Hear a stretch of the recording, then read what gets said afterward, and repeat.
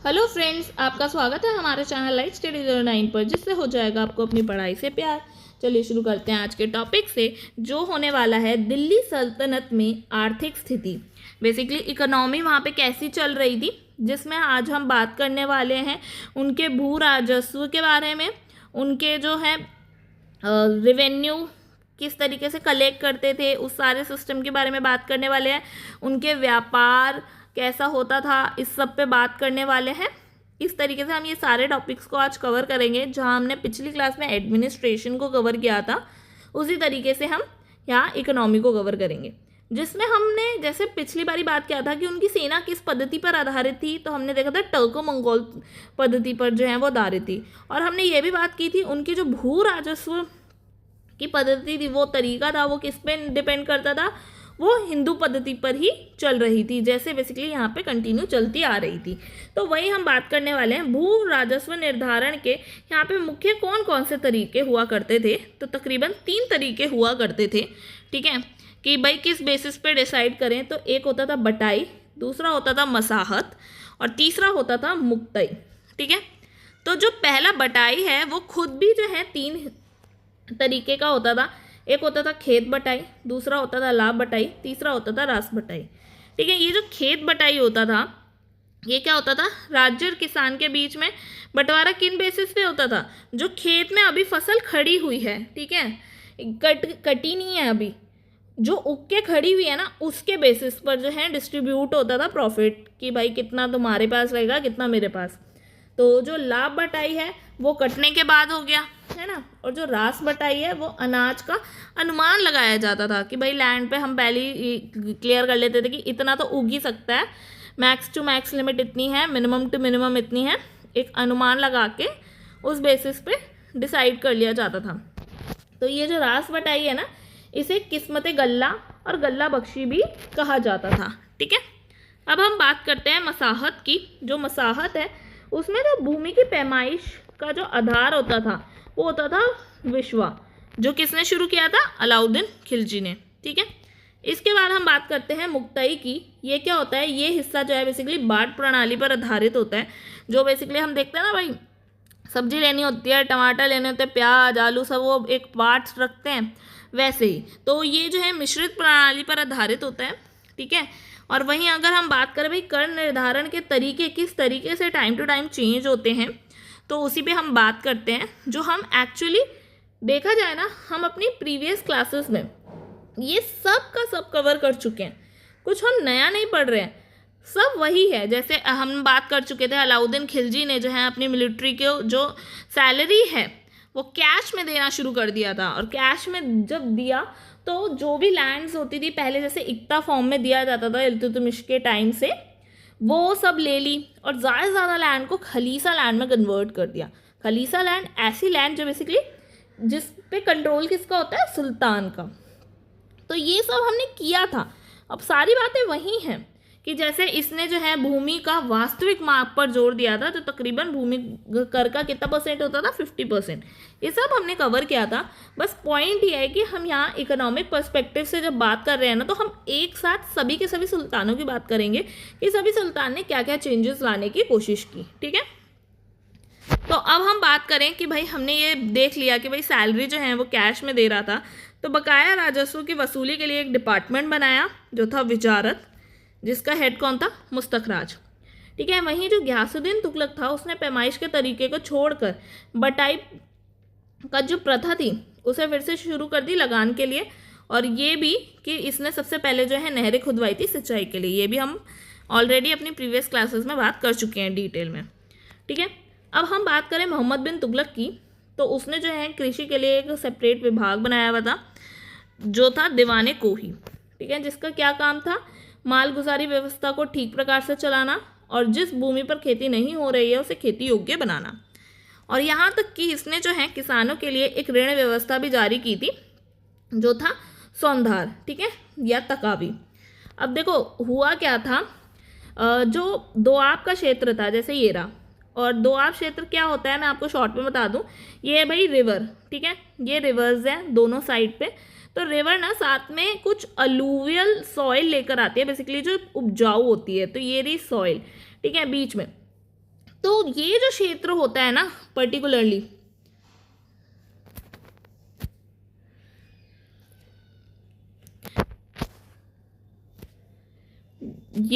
अरे कहाँ गया, तो ये जो एरिया है ना, ये जो होता है ये काफ़ी फर्टाइल होता है, ठीक है। इस एरिया में जो क्या करते हैं ये लोग कि इस एरिया में जो प्रोडक्शन है वो बहुत ज़्यादा बढ़ेगा, ये एस्टिमेट लगाते हैं।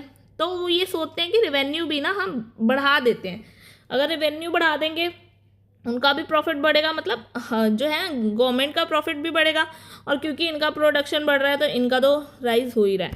तो ये उसकी थी प्लानिंग, तो इसलिए उसने टैक्सेस बढ़ा दिए। बट सिचुएशन क्या होती है, उसी समय अकाल पड़ जाता है। अब क्योंकि अकाल पड़ गया तो ऐसी सिचुएशन में देखो वो कैसे जो है ज़्यादा वो दे पाएंगे रेवेन्यू, जहाँ उनका प्रोडक्शन ही लो हो गया है। अब ऐसे केस में भाई यहाँ तो किसानों को खुद ऋण लेने की ज़रूरत है, तो इसीलिए वो जो है ऋण प्रोवाइड कराता है, और फिरोज शाह तुगलक जो है आगे चल के इन्हें माफ़ कर देता है, और यहाँ तक कि 24 जो कर हैं उनको ख़त्म करता है, और कुछ कर लगाता है, जैसे सिंचाई कर हो गया, हक़ शब्र जो बेसिकली 1/10 होता है, और यहाँ तक कि जो जजिया कर होता है ना उसमें जो है ब्राह्मणों पर भी जो है उसे लगा देता है, जो बेसिकली पहले ब्राह्मणों पर नहीं लगा था, ठीक है। वहीं हम सिकंदर लोदी की बात करें तो ये भूमि की पैमाइश के लिए गजे सिकंदरी यूनिट को यूज़ करता है। और अब हम बात करते हैं दिल्ली सल्तनत में जो है कर कौन कौन से थे। तो उसमें जो अगर हम मोटे मोटे कर गए ना तो वो 5 थे, जैसे कि उश्र जो 5 to 10% लगता था, मुसलमानों पे लिया जाता था भूमि कर। दूसरा हुआ खराज जो 1/3 से हाफ लगता था, बेसिकली 33% से लेके 50% गैर मुस्लिमों पे। फिर तीसरा होता था खुम्स। अब ये क्या होता था, ये लूट का होता था कि भाई वो जिस क्षेत्र को जीते, जो भी सेना जीती लड़ी, ठीक है, तो इसीलिए ये क्या करते थे 2 हिस्सों में डिस्ट्रीब्यूट कर देते थे। 80% तो ये सैनिकों को देते थे, 20% राज्यों को दे देते थे। पर कुछ ऐसे रेफरेंसेस भी मिलते हैं जहाँ सुल्तानों ने तकरीबन 80% अपने पास रखा है, ठीक है। वहीं अब हम बात करते हैं ज़कात की। तो ज़कात जो है 2 से 2.5% मुसलमानों पे लगाया गया धार्मिक कर है। वहीं जजिया जो है वो गैर मुस्लिमों पे लगाया जाता है, जो अभी हमने बात की फिरोज शाह ने जो है ब्राह्मणों पर भी लगाया था, जो पहले ब्राह्मणों पर नहीं लगता था। जो ये जजिया था ना, ये ब्राह्मणों पर, महिलाओं पर, विकलांगों पर, बच्चों पर, इन पे नहीं लगता था, ठीक है। इसमें जो है तकरीबन 12, 24, 48 दिरहम जो हैं लगते थे। अब हम बात करें आगे तो अलाउद्दीन और मोहम्मद बिन तुगलक को छोड़कर किसी भी सुल्तान ने भूमि की पैदाइश जो है पैमाइश करके लगान लेने की पद्धति नहीं रखी, बल्कि पैदावार का अनुमान लगा के ही जो है लगान निश्चित किया, ठीक है। क्योंकि भाई अलाउद्दीन ने ये कभी भी क्लियर नहीं किया, एस्टिमेट नहीं लगाया कि भाई कितना उगेगा, उसने भूमि के अकॉर्डिंग देखा, ठीक है। बाकी लोगों ने एस्टिमेट लगाया। वहीं अगर हम बात करें फिरोज शाह तुगलक की, तो इसने जो है हक़ शब्र बेसिकली सिंचाई कर लगाया, जो कितना होता था 1/10 या 10% जो है टोटल प्रोडक्शन का, जो अभी हमने ऊपर भी बात की थी, ठीक है। और कर कौन कौन से हैं, जैसे अलाउद्दीन खिलजी ने मकान कर भी लगाया, चराई कर भी लगाया, जो दुधाई पशुओं पर लगता था। हिंदुओं पर 5%, मुस्लिम पे 2.5% व्यापारिक कर भी लगाया, ठीक है। तो ये कुछ कर थे जो लगाए जाते थे। अब हम बात करें भाई कर लगा रहे हैं, ठीक है, अब जो लैंड्स पर, तो वो लैंड पे लगाए हुए जो थे वो किस तरीके की लैंड्स होती थी, कर लग रहे हैं सब पे लग रहे हैं, और जो लैंड है वो किस टाइप की होती थी, ठीक है। तो उसमें जो है 4 टाइप की लैंड होती थी। एक होती थी खालसा भूमि, जो बेसिकली सुल्तान की भूमि मानी जाती थी। दूसरा व्यापारिक दान में दिए गए लगान मुक्त भूमि, इस पे कोई टैक्सेस नहीं लगते थे। तीसरा होता था इक्ता भूमि, और चौथा होता था अधीनस्थ हिंदू राजाओं के अधीन वाली भूमि, ठीक है। जिसमें अभी हम जो इक्ता की बात कर रहे हैं, अब इक्ता को हम थोड़ा सा खोल के बात करते हैं। तो इक्ता क्या है भाई, नकद के बदले दिया गया सैनिक, असैनिक और अमीरों को दी गई भूमि। क्योंकि क्या होता था भाई, अगर कोई आप अपनी सेना रख रहे हो तो आपको सेना को रखने के लिए उन्हें हर मंथ सैलरी भी तो देनी पड़ेगी। अब आप सैलरी देना नहीं चाहते तो क्या करोगे। तो उन्होंने क्या किया कि जो लैंड है ना वो उनको ही दे दी, कोई उसकी देखो वंशानुगत अधिकार नहीं दिया कि आपके बाद आपके बेटे की या ये लिमिटेड टाइम के लिए जब भी वो देना चाहे तो उन्होंने लैंड दे दी और उन्हें ये राइट दे दिया कि आप जो है रेवेन्यू कलेक्ट करके ला के दो, ठीक है। उसका कुछ परसेंट जो है आप रख लो, कुछ परसेंट स्टेट को दे दो और जो है सेना प्रोवाइड करा दो, ठीक है। तो ये सारी चीज़ों के बदले बस उन्हें लैंड दे दी जाती थी वो सारे एरिया की और उसके राइट्स दे दिए जाते थे, वो था इक्ता भूमि, ठीक है। जो बेसिकली इल्तुतमिश पहला ऐसा सुल्तान था जिसने भारत में सामंती व्यवस्था से लेकर जो ट्रांसफ़र किया था इक्ता प्रणाली में, ताकि दूर दूर के क्षेत्रों पे भी जो है उसका सेंट्रलाइज कंट्रोल बना रहे। और आगे चलकर ना जो बलबन होता है वो इन मुक्ति प्रांतपतियों या इक्तेदार कह लो जिनके पास इक्ता लैंड का राइट होता था, उन पर बेसिकली राजस्व संबंधी कार्यों पर नज़र रखने के लिए एक अधिकारी बनाया था कि भाई वो प्रॉपरली वर्क कर रहे हैं ये इक्तेदार या नहीं, ख्वाजा, ठीक है। ख्वाजा एक अधिकारी को बिठाया बलबन ने, ठीक है। आगे चल के बलबन ने भी इक्ता को जीवन भर प्रदान करने तथा उसके उत्तराधिकारी को हस्तांतरित करने पर प्रतिबंध लगा दिया था कि भाई नहीं दिया जाएगा, ये ट्रांसफ़र नहीं होगी कि तुम्हारे बेटे पे मिल जाए ये नहीं होगा, बट हाँ लैंड तुम्हें मिल जाएगी, उस पर राइट्स मिल जाएंगे। ऐसे ही जब आगे बात करते हैं हम अलाउद्दीन की, तो अलाउद्दीन ने सैनिकों को नकद वेतन देना शुरू कर दिया। उसने इक्ता लैंड पे इतना फोकस नहीं किया क्योंकि उसे जो है ना मार्केट में प्राइस कंट्रोल करना था। अब सैलरी देनी है तो प्राइस कंट्रोल करना पड़ेगा और उन लैंड्स को ज़्यादा से ज़्यादा जो है कन्वर्ट करना पड़ेगा खलीफा लैंड्स में जो है। तो उसने जो है खलीफा कह रही हूँ, ये खालसा लैंड्स जो हमने अभी बात की थी, खालसा लैंड्स में जो है कन्वर्ट किया था अलाउद्दीन ने। अब उसके बाद हम बात करें तुगलक डायनेस्टी में, तो जो है फिरोज शाह तुगलक, उसने जो है सबसे ज़्यादा इक्ताएँ बांटी, ठीक है। तो इक्ता व्यवस्था जो है पुनः जो है परिवर्तित करने वाले या उसे लाने वाले वो ये थे जिसने क्या चेंजेस लाया है इन इक्ताओं में कि इक्ताओं को वंशानुगत अधिकार प्रदान कर दिया कि आपके बाद ही आपके बच्चों की, तो जो कि उसकी बहुत बड़ी गलती बनती है आगे चल के, क्योंकि इसकी वजह से जो है ना भ्रष्टाचार बहुत ज़्यादा बढ़ जाता है, ठीक है। बाकी अभी हमने लैंड देख ली, अब हम बात करते हैं मॉरलैंड। जो मॉरलैंड है वहाँ का ट्रैवलर वो बताता है सल्तनत काल में जो सुल्तान के अधिकार से मुक्त भूमि थी उसे कहा जाता था अनुदान, और ये भी 3 तरीके की होती थी, ठीक है। पहली होती थी मिल्क जो बेसिकली राजा को प्राप्त हो गई, दूसरी हो गई वक्फ जो धर्म की सेवा के लिए होता था, और एक हो गया इनाम जो पेंशन के तौर पे मिल जाती थी। तो यही 3 ऐसी भूमियाँ थी जिन पे कोई कर नहीं लगता था, ठीक है। और अलाउद्दीन जो था उसने मिल्क और इनाम भूमि को जो है राज्य में शामिल किया। जैसे मैंने अभी बात की थी, उसने जो लैंड को क्या किया था, खलीफा निकल रहा है मेरे मुंह से बार बार, खलीफा निकल रहा है। आप ये देखिए जो है खालसा भूमि, जो हमने यहाँ बात की सुल्तान की भूमि मानी जाती है, वो खालसा भूमि में जो है उसने कन्वर्ट किया। वहीं गयासुद्दीन तुगलक की बात करें तो इसके काल में जो है भूमियाँ वापस लौटा दी गई। अब हम बात करते हैं राज्य व्यवस्था में उनके सिक्कों के इतिहास की कि उनके सिक्के किस किस तरीके के थे।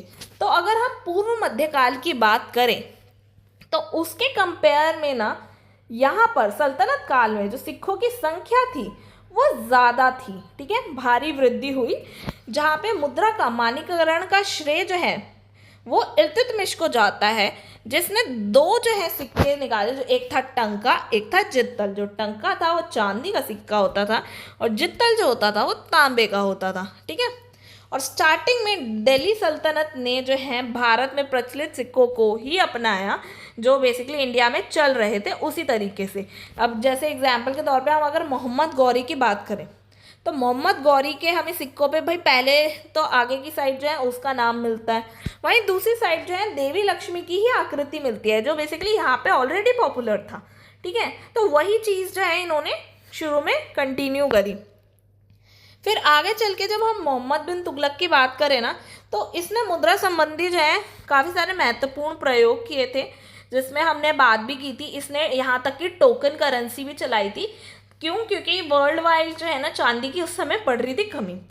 तो अब भाई ऐसे में सिक्के चलाना थोड़ा टफ हो सकता है, तो अब भाई जो ऑलरेडी कम है, तो इसीलिए उसने सोचा एक ना टोकन करेंसी बनाते हैं। जैसे होता है ना कि 1 रुपये का सिक्का, 2 रुपये का सिक्का, चाहे उसमें जो मेटल लगा है उसकी वैल्यू उतने की ना हो, पर जो उसको जो अंकित किया गया है उस पर जो नंबर, उसकी वैल्यू ज़्यादा है।